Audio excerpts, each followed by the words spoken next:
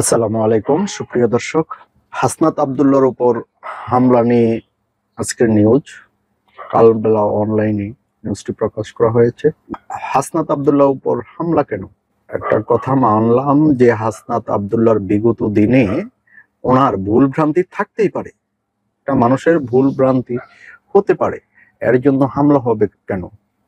ভাই, আমাদের ভুলে গেলে চলবে না। এই হাসনাত আব্দুল্লাহ কিন্তু 5ই আগস্টের তার ভূমিকার কথা ভুললে চলবে না। ভুলভ্রান্তি থাকতে পারে, এর জন্য হামলা হবে কেন? হাসনাত আব্দুল্লাহর উপর হামলার পর গাজীপুরের নাসির মোড়ল নামে আলোচনা এসেছে। আসুন বিস্তারিত দেখি। জাতীয় নাগরিক পার্টির এনসিপি মুখ্য সংগঠক দক্ষিণাঞ্চল হাসনাত আব্দুল্লাহর গাড়িতে হামলার অভিযোগ পাওয়া গেছে। এতে গাড়িতে থাকা হাসনাত আহত হয়েছেন। রোববার 4 মে রাত 7টার দিকে নিজের ভেরিফাইড ফেসবুকে এক পোস্টে এই তথ্য জানান এনসিপি মুখ্য সংগঠক উত্তরাঞ্চল সার্জিস আলম। তবে এই হামলার পর আলোচনায় আসেন নাসির মোড়ল নামে একজন, তার বাড়ি গাজীপুরে। হাসনাতের হামলার বিষয়ে কাতার ভিত্তিক সংবাদ মাধ্যম আল জাজিরার অনুসন্ধানী সাংবাদিক জুলকারনাইন সায়ের রোববার 4 মে রাত 10টা 41 ফেসবুকে নিজের ভেরিফাইড আইডিতে এক পোস্টে প্রশ্ন লেখেন, হাসনাতের উপর হামলাকারী কি এই নাসির মোড়ল? নাসির মোড়লটা কে? এ সময় তিনি তার পোস্টের কমেন্ট বক্সে নাসির মোড়লের বিভিন্ন পোস্টের স্ক্রিনশট শেয়ার করেন এবং কমেন্টে অনেককেই নানান ধরনের নেতিবাচক মন্তব্য করতে দেখা গেছে।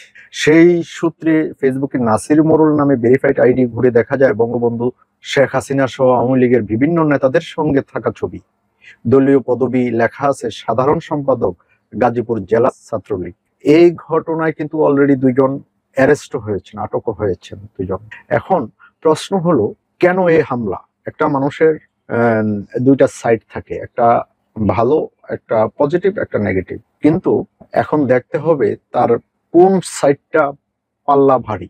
আজকে আমাদের এই যে সময়, আমরা এই যে মুক্তভাবে কথা বলতে পারি, এর জন্য হাসনাত আব্দুল্লাহর বিশেষ অবদান আছে। অনেকেই অনেক ট্যাগ লাগিয়ে বলতে পারেন যে উনি এই দলের, ওই দলের হেফাজত, এটা সেটা, কিন্তু আমাদের ভুলে গেলে চলবে না 5ই আগস্টের ওনার ভূমিকার কথা।